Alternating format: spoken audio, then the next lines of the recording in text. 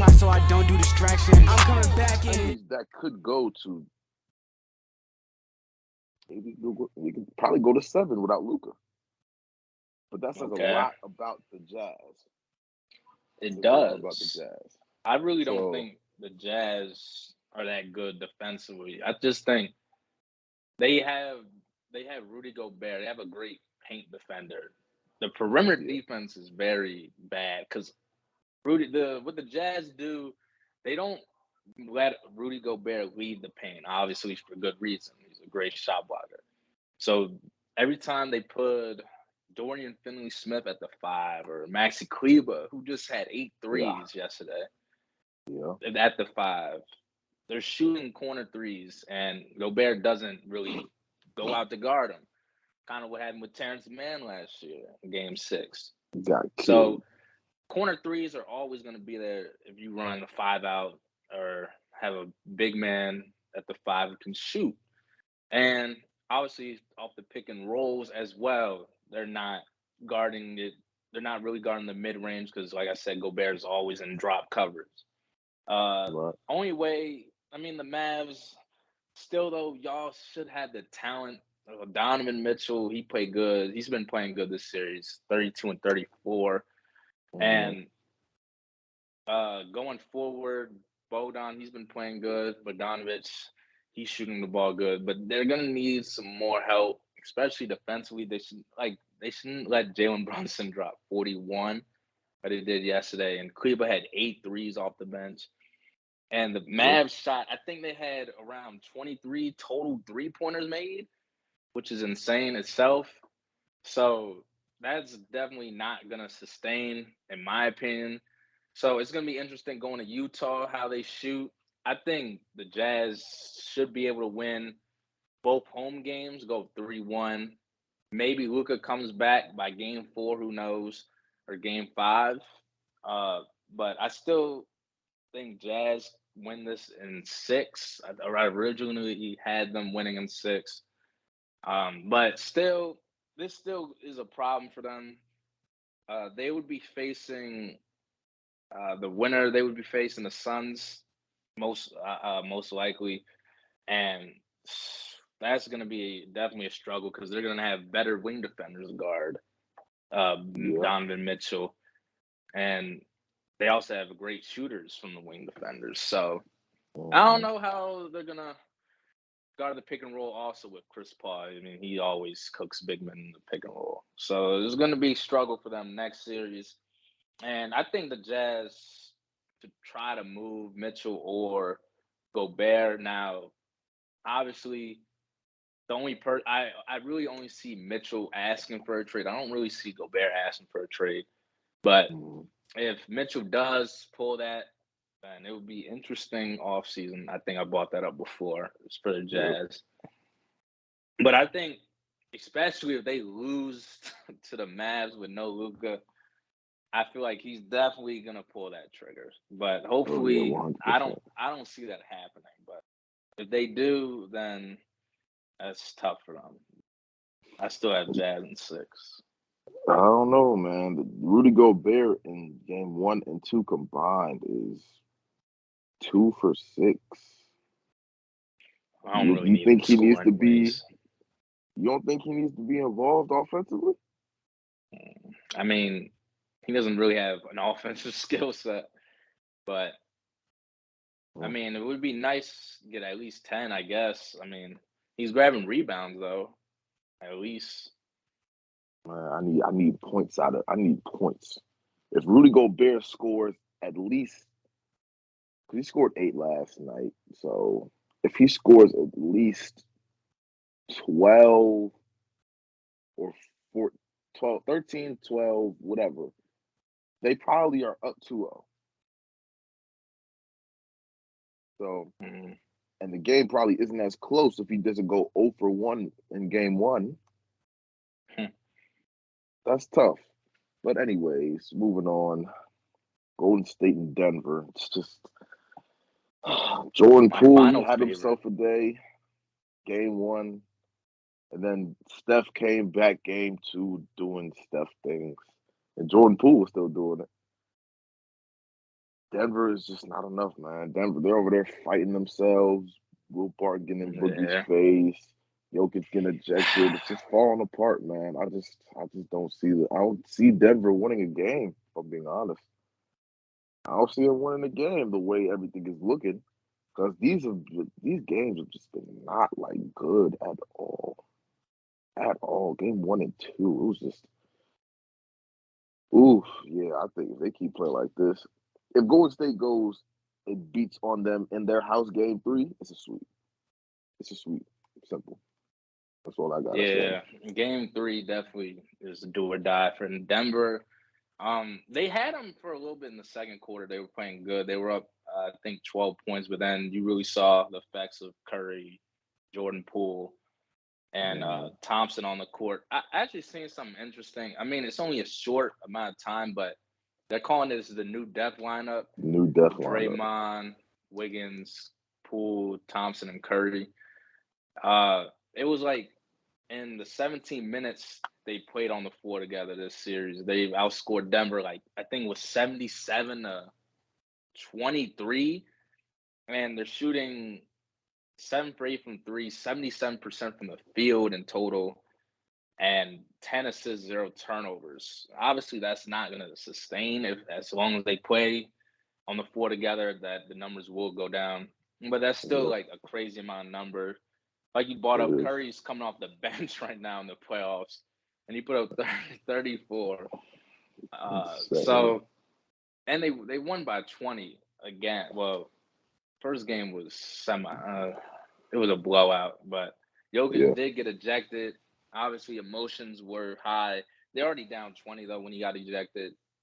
But I think people trying to affect this as Jokic's legacy or something. Like, this is honestly their worst first round matchup out of everybody in the West they could have matched up with, probably.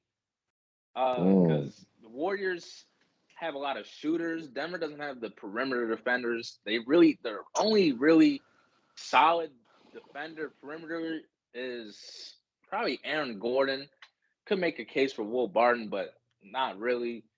So mm, I mean, the Warriors got shooters everywhere. Um, I feel like if they match up better with any other team remaining in the West. Just the Warriors, just too lethal shooting team for them. And Nuggets aren't obviously the fastest pacing team like the Warriors are because they got Jokic, but they're definitely supposed to be efficient and they're not being efficient.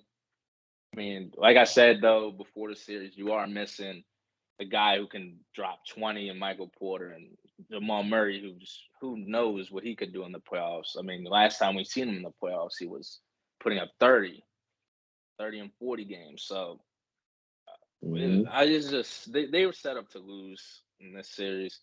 So yeah. I don't really blame this toward Jokic legacy because he's probably gonna win MVP again. Him or Embiid is probably top two right now. So Yeah. I, but the Warriors, I had them or the Grizzlies going to finals. Obviously, Grizzlies, we're going to talk about them in a minute, but Warriors definitely should be the finals favorite, in my opinion. Over the Suns, over the Bucks, over Boston, over Miami. I like the Warriors winning the finals. That's tough, man. I saw something. I said if Jokic got the same foul calls as Embiid, he would average 40. That's tough. That's tough. But hey, moving on to the last series of the West. Memphis and Minnesota. Minnesota came out, started beating them, and never looked back. Game Stole game 1. one. I thought I was wrong. I thought it'd be a clean sweep. I thought Memphis swept them under the rug. I was wrong. Bad juice. I was wrong. But if Minnesota keep playing like that, this could probably. Hey, I don't want to say upset. I don't want to say upset because I still think Memphis wins, but I think it goes to 6, maybe 7 games, maybe 7 games. But I still got Memphis coming out on top. So That's when we move on to the East. Yes, Game sir. one. Game one, Miami versus Atlanta. Atlanta was completely cold. Ice Tray was ice cold. 1 for 12. Mm. In blowout fashion, Miami takes game one. That's tough. That is tough, man. I'm going to say they play again tonight. If Miami locks down Trae Young like that again, probably won't happen. But if series is over, the series is over. Because I expected at least game 5, maybe 6 at max. But if they come out and lay the beat down like they did game one and Trae Young goes ice cold again, that's tough. That's really tough. I It could be did have earlier. y'all. I had y'all winning in 5. I think it still will be 5. I think Atlanta get one at home. I think they'll just have a night when they're all hitting shots. But I wouldn't be Clint surprised. Capella's impact, I mean, he's definitely a great paint defender. I've watched the game a little bit on I think it was Sunday y'all played, and like he was like Jimmy Butler was getting the paint almost like every possession, and he was either passing out or shooting like a fadeaway or just going up. Yeah. So it the loss of Clint Capella definitely hurt them, but they did get John Collins back. Didn't play that much. He came off the bench. He hasn't played since March though, so I really don't expect a lot from him either. So like I said, I think Hawks still lose. They probably get one game though. Yeah. I think Trae Young can get one game. Yeah, I think so too. I expect it. Moving on to the next series, Philly and Toronto. I honestly think this series is over already. I watched game one. I watched game two. Toronto doesn't have a chance. If I'm being completely honest, they don't have a chance. And James Harden, he doesn't even have to play well. He doesn't. Because you know who's picking up his slack? Tyrese Maxey. That's tough. Dropped 38 and 20. Dropped 38 and 23. And Embiid, probably. Hey, that's my MVP. He's winning MVP. To me, he's winning MVP. So the MVP, you got the MVP on your team. Ain't nobody over there in Toronto can stop him. I saw him hit a fadeaway 3 in the corner. I was like, it's up. It's over, man. Toronto may squeak one at home, but I think it's Philly in 5. Philly in 5. Yeah, I'm interested. I heard about like the COVID vaccine rules in Toronto. I don't know if Thibault, he doesn't have his vaccine, so I don't know if he's going to be playing. But honestly, I don't see anybody stopping Embiid. I mean, Nick Nurse is a great coach. Him and Embiid were Yep. having a lot of talk after the game. Well, almost near the end of the game, and he told him to stop complaining about the fouls because he had a lot of I think in the first quarter he shot 11 free throws, which is insane for one player in one quarter. Crazy. So Embiid's having his way. I mean, they don't have a guy over 6'9", and Scotty Barnes just got hurt, and they're playing without Thaddeus Young, Gary Trent Jr. He tried to play, but he's dealing with an illness. So they're missing their depth right now. They try to scare Philly late. They cut it to within 10 late in the fourth, but they just boosted the lead up and blew them out like they're supposed to do, honestly, with the team they got.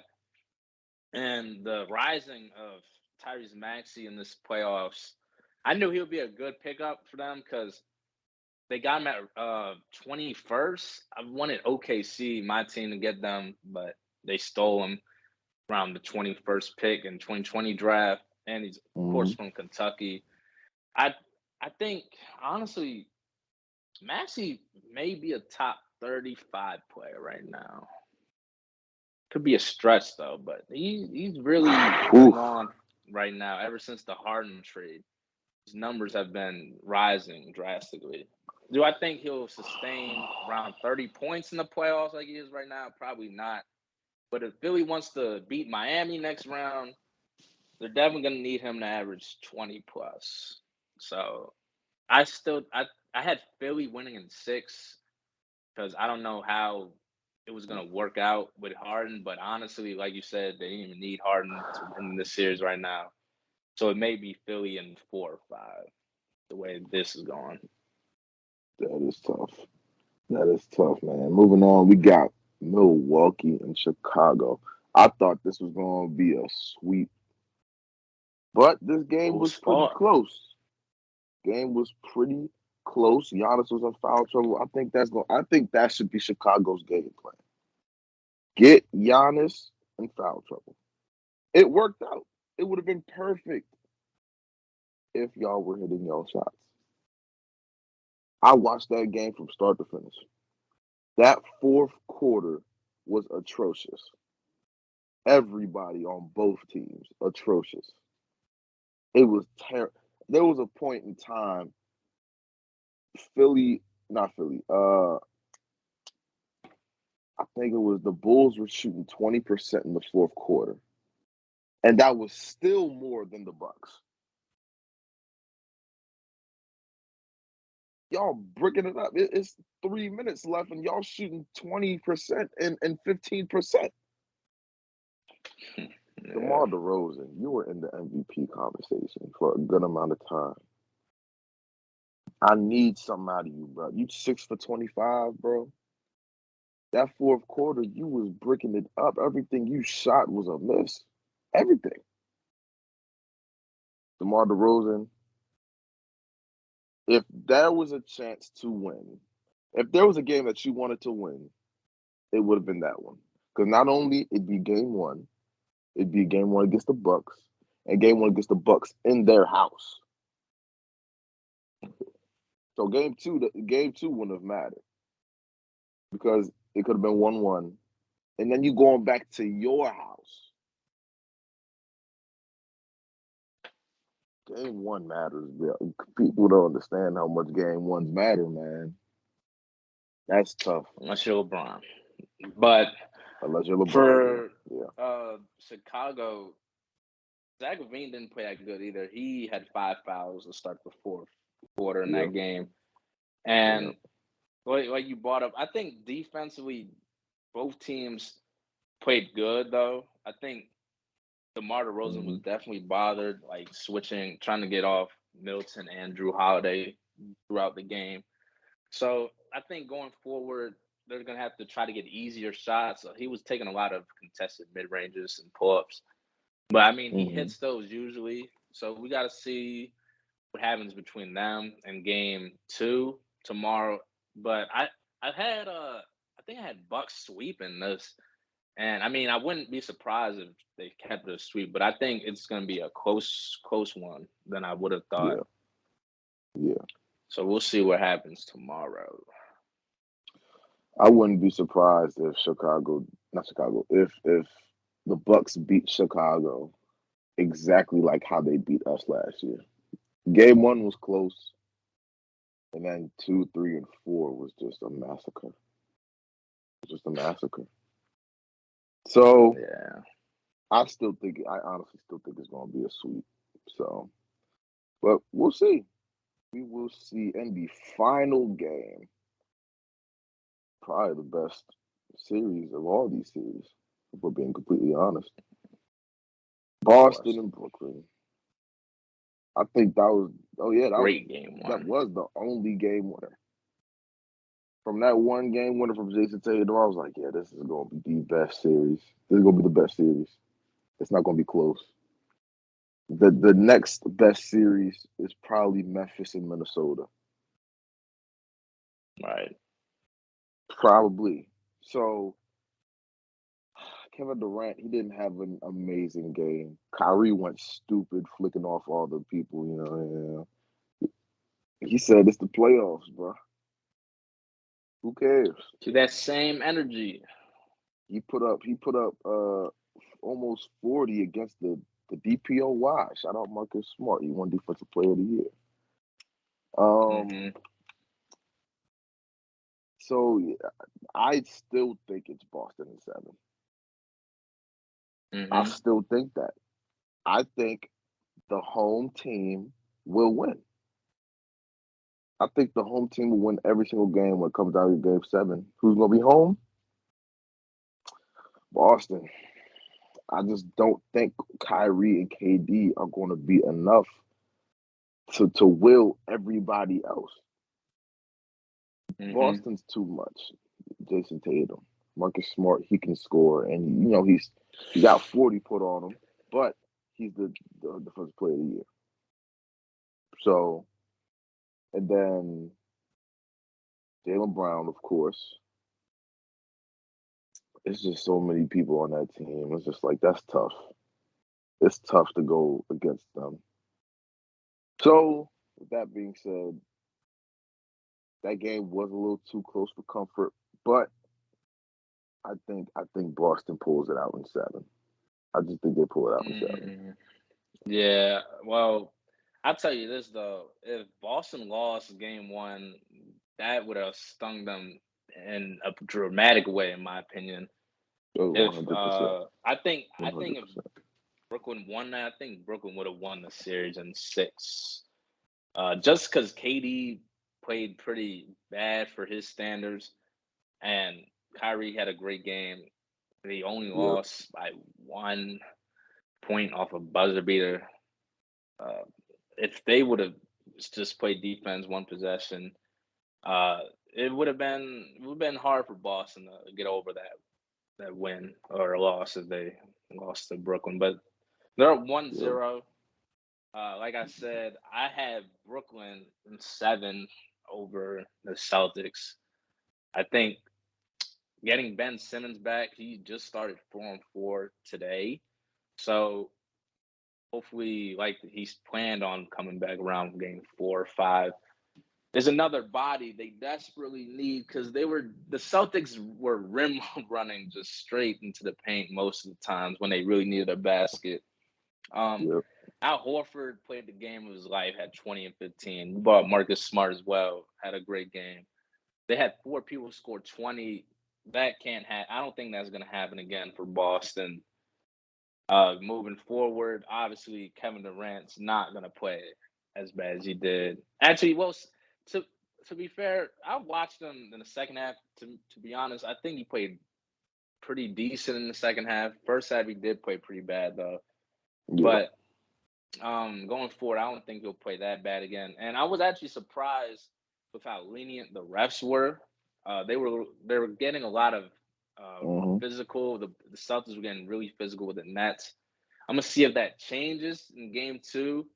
But if Brooklyn loses a series in like bad fashion, I think Steve Nash should be fired, and they should actually bring in a coach like more of an old school kind of coach, preferably in my opinion, just because like it's obviously like a coaching battle right here because Adoka's like he's on a streak right now. I think the Celtics they finished season 26-6, so Mhm.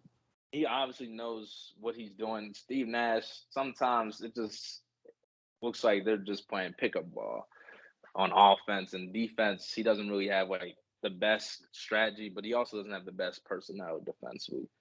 Um, Yeah. People brought up they should play LaMarcus Aldridge in this series for another body. I really wouldn't be mad at Mm. that because he can hit free throws, unlike Claxton Yeah. and Drummond. He's just Yep. not the fastest player. I would like to see him play maybe when the Celtics go their 2 big man lineup with Theis and Horford. He can guard Theis, put him out there. So like Kyrie, Seth Curry, KD, Marcus, and Nick Claxton, some variation, something like that, maybe to slow down them getting rebounds as well. Just another body on the floor. That's why I also think Ben Simmons coming back should help them a lot and take pressure off defense for KD because KD and Tatum were guarding each other. I think Ben Simmons on Tatum, maybe not right away, but definitely in the fourth quarters of games, Right. get him like just a new defender for Tatum. And historically, he has not had the best games against Ben Simmons either. So I think Mm. it will be interesting as this series prolongs if Ben Simmons comes back. But I still It is gonna have, be like I tough. said, Brooklyn 7. Do or die. I think this all depends on whose team is deeper, and I think they're both about the same. They're both about the same, so it all depends on which role players can show up. I think Boston's deeper. So Nets just have more star power. See To that? me, though.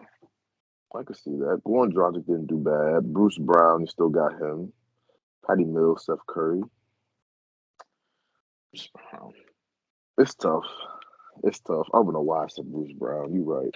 Anyways, but hey, that's going to wrap up this episode, man. Thank you guys. Thank you guys for tuning in.